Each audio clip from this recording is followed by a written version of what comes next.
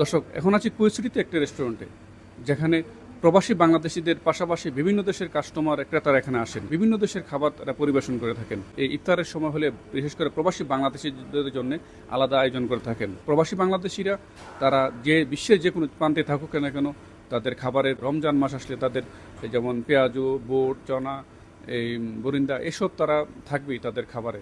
তারা খুঁজে বেড়ান কোথায় থাকে এইসব খাবার। কুয়েতে বিভিন্ন বাংলাদেশ অধ্যুষিত অঞ্চলে যে হোটেলগুলি আছে, সেই হোটেলগুলির বাংলাদেশি মালিকানাধীন হোটেলগুলিতে এই বাংলাদেশি ইফতার আয়োজন করে থাকেন।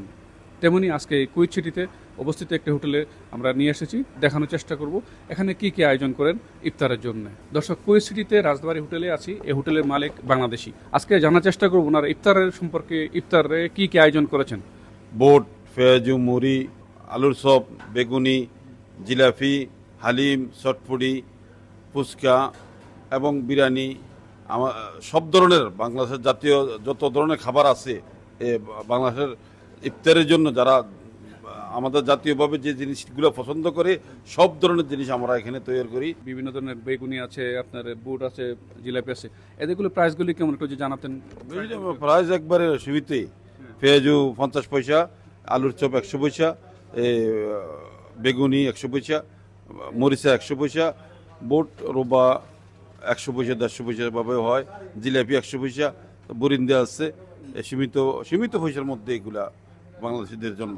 এই ইফতারের পাশাপাশি আমরা শহরের জন্য বিভিন্ন ধরনের খাবার আছে এবং আমাদের পক্ষ থেকে দুধ কলার ব্যবস্থা আমাদের রাজবাড়ী হোটেলের থেকে আমরা এগুলো উপহার করে থাকি, কলা এবং দুধ। আর এর মধ্যে মাছ, মাংস সব ধরনের খাবার শহরের জন্য আছে। কুয়েতে প্রবাসীরা এই কুয়েত সিটিতে যে বাংলাদেশি খাবার গ্রহণ করে থাকেন, এই বাংলাদেশি খাবার যেসব কারিগররা তৈরি করে থাকেন বাংলাদেশের সাথে, তেমন একজনের সাথে কথা বলবো। আচ্ছা, আপনি জানাবেন যে আপনাদের এখানে কি কি পাওয়া যায় ইফতারের সময়। কাচ্চি বিরিয়ানি হইতে তারপরে গরু বিরিয়ানি, মটন বিরিয়ানি সব কিছু পাওয়া যায়। তরকারির ভিতরে আছে দুম্বা, গরু গোস্ত, বোয়াল মাছ, ইলিশ মাছ, বাইং মাছ, আইর মাছ, তারপরে মালয়া মাছ, পাবদা মাছ। এক সময় কিন্তু এখানে বাংলাদেশি স্বাদে কিন্তু তেমন মিষ্টি পাওয়া যেত না। এখন কিন্তু কুয়েতের ভিসা উন্মুক্ত হওয়ার কারণে অনেক বাংলাদেশি অনেক কারিগর কিন্তু কুয়েতে এসেছেন এবং তারা বাংলাদেশের সাথে কিন্তু এই মিষ্টি তৈরি করে থাকেন। তেমন একজনের সাথে কথা বলবো। আচ্ছা, আপনার এই যে আপনি এখানে কি কি তৈরি করেন, কি কি পাওয়া যায়, আপনার কি কি মিষ্টি পাওয়া যায়? এখানে অনেক রকমের মিষ্টি পাওয়া যায়। বর্তমানে আছে সাদা চমচম আছে, ক্ষীর চমচম আছে, মালাইগিরি আছে, রসমঞ্জুরি আছে, লাল চমচম আছে, রসগোল্লা আছে, রসমালাই আছে, আর দই আছে। বর্তমানে রমজানের আইটেম কম আছে, কিন্তু রমজানের পরে আরো আইটেম পাওয়া যাবে ইনশাল্লাহ। বর্তমান রমজান উপলক্ষে কিছু কমে রাখছি আইটেমগুলো।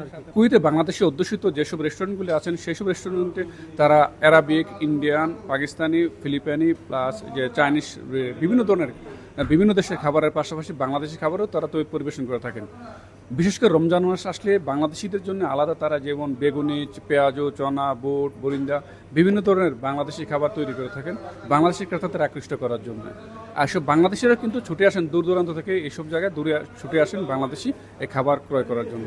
সুষম খাদ্য, বাংলাদেশি যে কোনো কিছু আইটেম আমরা সবসময় এখানে সুস্বাদু খাদ্য খাবার আমরা পেয়ে যাই। এই কারণে এখন রমজান উপলক্ষে আরও স্পেশাল কিছু তৈরি করেছেন। সেই হিসেবে আজকে প্রথম রমজান আমরা এসেছি দেখার জন্য। বেশ সুন্দর আইটেম অনেক কিছু আছে এখানে। যে খাদ্য অধিদপ্তর বিভাগ কিন্তু খুবই সচেতন এবং এখানকার বিভিন্ন রেস্টুরেন্টগুলিতে তারা প্রতিনিয়ত অভিযান চালিয়ে থাকেন। খাবার অযোগ্য কোনো খাবার থাকলে তো বড় ধরনের ফাইন করে থাকেন। সেই ক্ষেত্রে দোকানের মালিকেরা কিন্তু খুবই সচেতন থাকেন। এই ছিল সর্বশেষ কুয়েত থেকে মঈন সুমন, সময় সংবাদ।